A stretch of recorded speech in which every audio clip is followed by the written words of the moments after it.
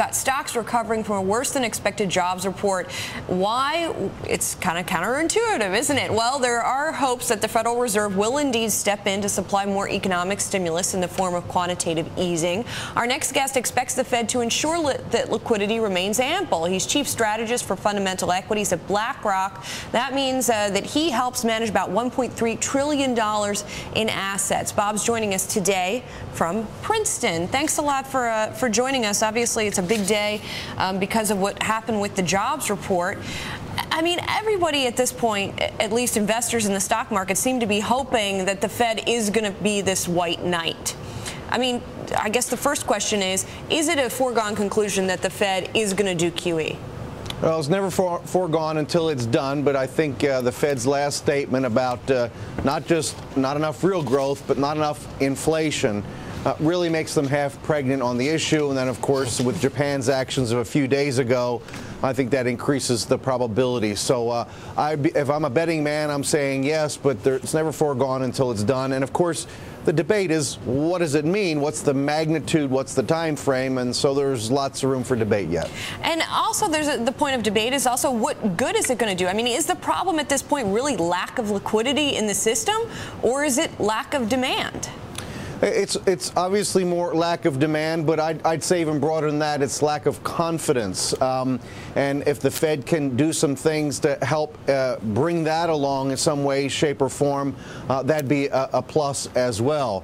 You know, we had the jobs report, as you talked about, and look, was it a little disappointing? Absolutely. But we're still adding jobs. You know, multiply the recent numbers by 12 months, and we're adding kind of 1 million jobs a year at this rate, and that's good enough to have more consumption and an increased consumer, but it's not enough to bring the unemployment rate down, right. And so it goes. Bob, speaking of that employment number, what we were hearing today, can we look behind the number a little bit, because a lot of people, including yourself, are saying that what you really need to key on is that private payroll number, that tells the real story. What's that telling us?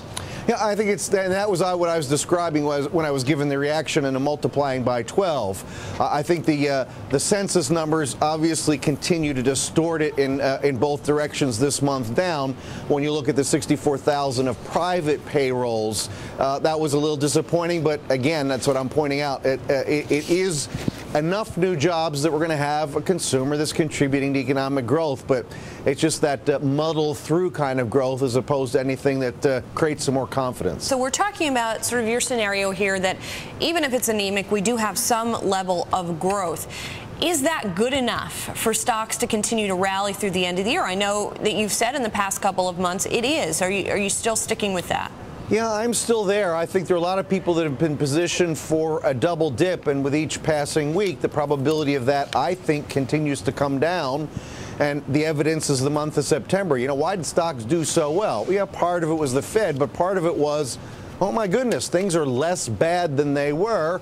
And I think some people, therefore, have had to step in and become more neutral, if you will, having been defensive. And I think less bad news can carry us a bit farther. You can't build a multi-year bull market, obviously, on less bad news. But I don't think that game's over. And we're in a, I think, 2% sort of zone for real GDP. That allows earnings to advance some. And stocks from these, I would argue, still pretty cheap levels can work their way higher. Bob, you mentioned the word confidence. And I would assume that in this economic environment, a lot of investors are lacking confidence. They don't know what to do. They don't know where to position their money. What do you tell them? How many cross currents are out there that they have to navigate through? It is very difficult. And that's why the keyword diversification comes into play, because you can't put your chips all on a particular color, because that can get you in trouble. So I think on the one hand, you've got to respect the fact that we are in global cyclical recovery, which causes me to say you want some energy and industrials and materials, some cyclical technology, a consumer cyclical or two. But on the other hand, you've got to respect the fact that we are in a subpar recovery, and therefore you need some companies that are independent or somewhat independent of the economy for their growth. Healthcare is my favorite, but you can add selected telecommunication utilities names to that story.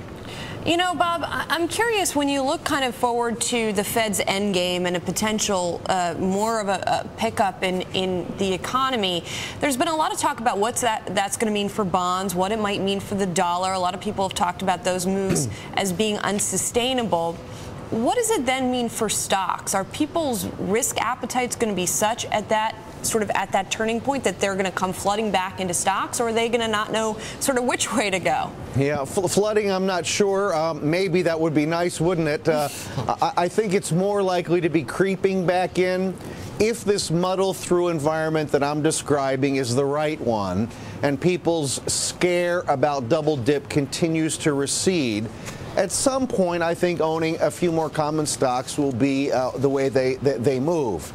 Look, the Fed and others have basically, looking at their options, said we're not going to worry about the dollar now, we're going to let it fall. In QE2, we will have a period of time, most likely, when interest rates on the Treasury curve fall a bit more. They'll ensure that happens. But I think that sets up the stage for, if the Fed is successful in getting some more economic growth, for a move up in interest rates down the line, better earnings, and I think that's the environment when stocks begin to do a little better. All right, Bob Dahl of BlackRock, a little bit more hopeful scenario. Thank you so much for joining us. We appreciate it. Have a good one.